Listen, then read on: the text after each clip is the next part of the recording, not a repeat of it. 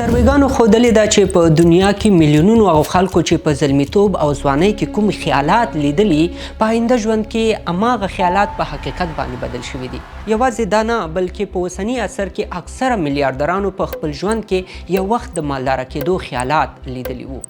له دې معلومیږي چې زموږ ټول هغه ارمانونه او هدفونه یوه ورځ په حقیقت باندې بدلیدلی شي چې موږ یې اوس په خیالاتو کې له ځان سره لرو. یعنې زموږ خیالي ژوند په حقیقت باندې بدلیدلی شي. خو پوښتنه دا ده چې خیالات څنګه په حقیقت باندې بدلیږي او آیا یوازې خیالات کولی شي چې انسان خپل مرام ته ورسوي؟ او تر ټولو مهمه پوښتنه بیا دا ده چې خیالات د یو انسان په ژوند کې څومره اهمیت لري. راځئ نن د همدې موضوع ساینسي او سایکالوژیکي اړخ راوسپړو. دا ویډیو د هغو ځوانانو او زلمیو لپاره ډیره زیاته مهمه ده چې د آینده ژوند لپاره ډیر لوی لوی ارمانونه او هدفونه لري.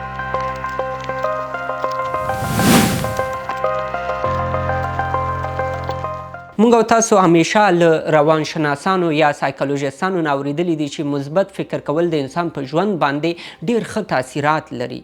یعنی باید مثبت فکر وکړو. په اصل کې د مثبت فکر کولو همدا توصیه له یوې مهمې سایکالوژیکي نظریې نه راخیستل شوې ده او هغې نظریې ته لا آف اټراکشن وایي. او لا آف اټراکشن دا معنا لري چې ته په خپل ژوند کې په څه شي باندې ډیر سوچ او تمرکز کې هماغه به درته په حقیقت باندې بدلیږي.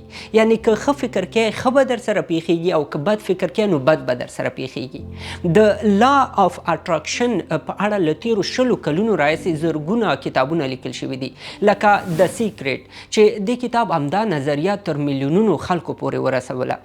یا تھنک اینڈ گرو ریچ کتاب چې خلکو ته دا ورزده کوي چې څنګه یو انسان کولی شي د خپل کلک فکر او باور په اساس کامیابۍ ته ورسیږي. همدارنګه په دې نظریې باندې سلګونه نور تحقیقات هم شوي دي. خو په دې ټولو کې یو شریک ټکی دا دی چې ستاسو په ژوند کې به هماغه څه پیښیږي په کوم څه چې تاسو کلک ایمان او باور لرئ او هر وخت مو په خیال کې ګرځي راګرځي. مثلا ځینې خلک وایي چې زما زړه بار بار دا ګواهي راکوله چې دا کار به کیږي او دا د هغه کار وشو. تاسو به په خپل ژوند کې ډیر داسې خلک لیدلي چې وایي له کوم شي نه یریږم هماغه راسره کیږي. لکه ځینې خلک یریږي چې مریض نشي بله ورځ په رښتیا هم مریض وي. یو څوک همیشه فکر کوي چې زه نه مریضېږم هغه رښتیا هم نه مریضېږي. که یو بل مثال راواخلو چې مثلا په یو کور کې دوه ورونه دي د دواړو مالی حالات یو رقم دی. یو ورور هر وخت د کور کرایه برق بیل او نور پیسو ته همیشه تشویش کوي او همیشه وایي چې پیسې ورسره کمې دي. خو بل ورور په مسلسل ډول په دې فکر کوي چې څنګه نورې پیسې هم پیدا کړي په هغو شیانو چې دی لري تل شکر وباسي او هر وخت یې په خیالاتو کې دا ګرځي راګرځي چې څنګه نورې پیسې هم ورسره پیدا کړم. نو په دې صورت کې د لا آف اټراکشن نظریه وایي چې دویم ورور ډیر چانس لري چې په آینده کې پیسه‌دار شي. خو اولنی ورور د تشویشونو او منفي سوچ له وجې شاید د اوسني حالت نه هم ښکته راوغورځېږي. همدارنګه که فکر وکړو یو کس ډیر ناامیده او وظیفې یا کار پسې ګرځي خو همیشه ورسره دا ویری چې د وظیفې ته که اپلای وکړم نو ناکام بشم ځکه زه شاید دومره لیاقت ونه لرم چې دې وظیفې ته مخ ته لاړ شم. نو د لا آف اټراکشن نظریه وایي چې دا شخص به په رښتیا هم د کار پیدا کولو ډیر کم چانس ولري. خو پوښتنه دا ده چې ولې داسې کیږي؟ اصلا په ذهن کې د فکر یا خیال په بڼه د یوې مسلې راتلل او هغه بیا په عمل کې تر تطبیقولو پورې یوه پروسه ده او دې پروسې ته روانشناسانو د پاراډایم نوم ورکړی دی چې د لا آف اټراکشن نظریه هم له همدې پروسې راخیستل شوې ده. که څه هم په دې پروسه باندې پوهېدل په اول سر کې یو څه مشکل ښکاري خو که چیرته تر پایه دا ویډیو تاسو تعقیب کړئ نو حتما به مو سر پې خلاص شي. په دې پروسه کې ذهن په دوو برخو ویشل کیږي. یو ته یې کانشیس مایند وایي چې موږ ورته شعوري ذهن ویلی شو او بل ته یې سب کانشیس مایند وایي یا غیر شعوري ذهن موږ ورته ویلی شو. موږ چې کوم فکر کوو هغه د همدغې شعوري ذهن په اساس یې کوو. دا فکر مستقیم ځي په غیر شعوري ذهن کې ثبتیږي او له هغې وروسته وجود ته انګیزه ورکوي چې د همدې فکر په اساس حرکت وکړي او د همدې عملیې په اساس د انسان کړه وړه او عادتونه هم جوړیږي. که لږې نور هم ساده کو نو دغه شعوري ذهن ته تعلیم یافته ذهن هم وایي. موږ چې په اول ځل هر څه احساس کو هغه دلته په شعوري ذهن کې د فکر په بڼه ګرځي. شعوري ذهن دا قدرت هم لري چې که په یو وخت کې ډیر بېلابېل فکرونه ورته راشي له هغې یو انتخابولی شي او نور ردولی شي په عین حال کې. کله چې شعوري ذهن یو فکر انتخاب کړي هغه په یو تصویر باندې بدلیږي او د فکر دا تصویر مستقیم ځي غیر شعوري ذهن ته. اوس دا غیر شعوري ذهن ډیر زیات مهم دی ځکه چې دا ذهن هغه فکرونه چې د تصویر په بڼه ورغلي دي نه پیژني چې کوم حقیقت دی او کوم خیالي تصویر دی او دا هم نشي کولی چې فکر ورشي او رد کړي. دلته چې یو ځل یو فکر ورسید هغه سمدستي هم دلته ثبتیږي. کوم فکرونه چې دلته ثبت شوي د همدې په اساس زموږ احساسات هم جوړیږي. مثلا که زموږ یو څه خوښیږي، یو څوک راته ګران یا کوم خوراک مو ډیر خوښیږي او یا کوم ځای راباندې ښه لګیږي، دا اصلا په غیر شعوري ذهن کې د ورغلو فکرونو په اساس جوړ شوي احساسات دي چې انسان یې محسوسوي. د ماشومانو غیر شعوري ذهن په اول سر کې خالی، خو په کورنۍ او ماحول کې چې څه ګوري قرار هغه په غیر شعوري ذهن کې ثبتیږي او بیا د همدې معلوماتو او فکرونو په اساس چې په احساساتو باندې بدل شوي دي د ژوند په بېلابېل برخو کې مخ ته ځي. لنډه دا چې دلته هغه فکرونه راځي چې تاسو ورسره اول ځل مخ کیږئ، له دې وروسته دا فکرونه ستاسو په غیر شعوري حافظه کې د یو تصویر په بڼه ثبتیږي او همدا فکر د انسان وجود ته انګیزه ورکوي چې د همدې احساساتو په بنیاد عمل وکړي. او په دې کې تر ټولو جالبه خبره دا ده چې همدا فکرونه یو رقم انرژي هم تولیدوي او د انسان ټوله توجه په خپل کنټرول کې اخلي. مثلا تاسو به لیدلی چې ستاسو په ذهن کې که د یو موټر یا کومې بلې وسیلې شوق پیدا شي بیا چې هر طرف زه هماغه وسیله یا شی درته مخې ته درځي. دا ځکه چې زموږ او ستاسو ذهن په دې وخت کې همدې وسیلې ته ډیر متوجه دی او په هر ځای کې چې مخ ته راشي زر مو ورته پام ور واوړي.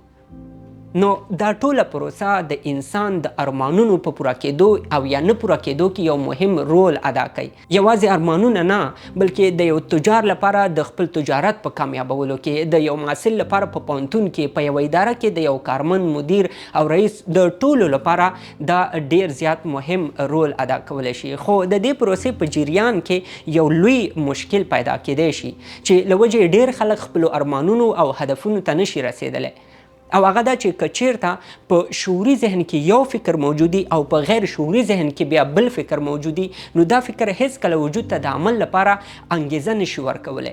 مثلا په شعوري ذهن کې ایکس فکري او په غیر شعوري ذهن کې وای فکر موجودي نو دلته د فکرونو ترمنځ ټکر رامنځته کیږي او ذهن نشي کولی چې وجود ته د عمل لپاره کومه انګیزه ورکړي.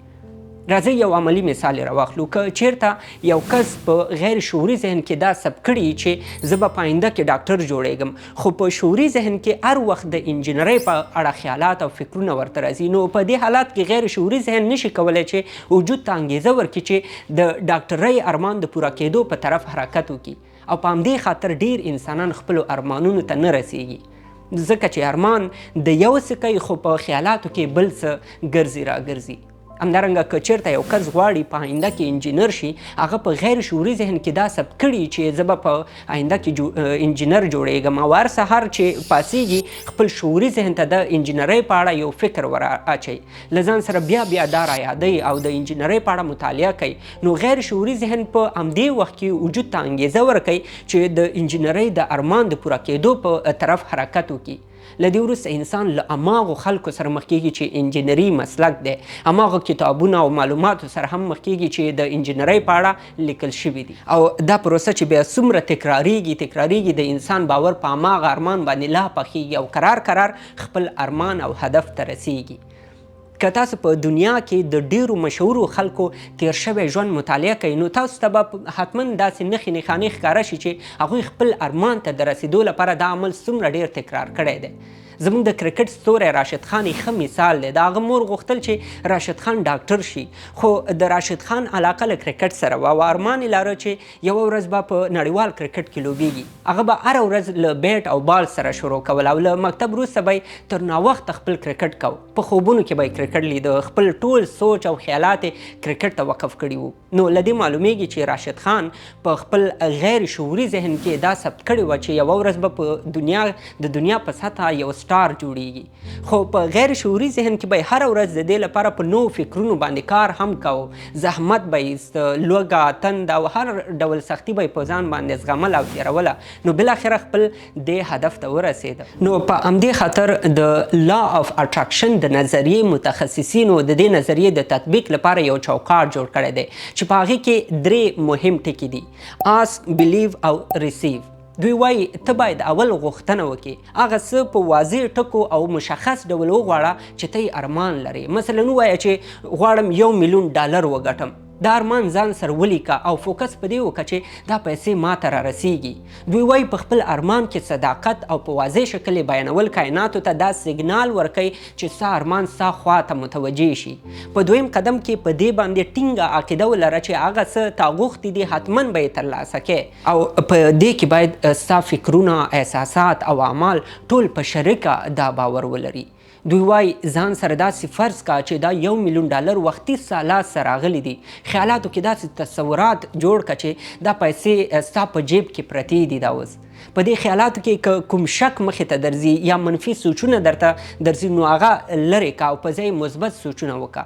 همدارنګه په دې وخت کې په هغه څه شکر وباسه چې دا اوس تا سره موجود دی او ته یې لرې. او په دریم قدم کې چې تا ټول هر څه د خپل ارمان ته د رسېدو لپاره ترسره کړي، نو په دې وخت کې چې خپل ارمان ته د رسېدو لپاره هره سمه لاره درته پیدا شي، پې ورشه، اقدام وکړه او عمل پې وکړه.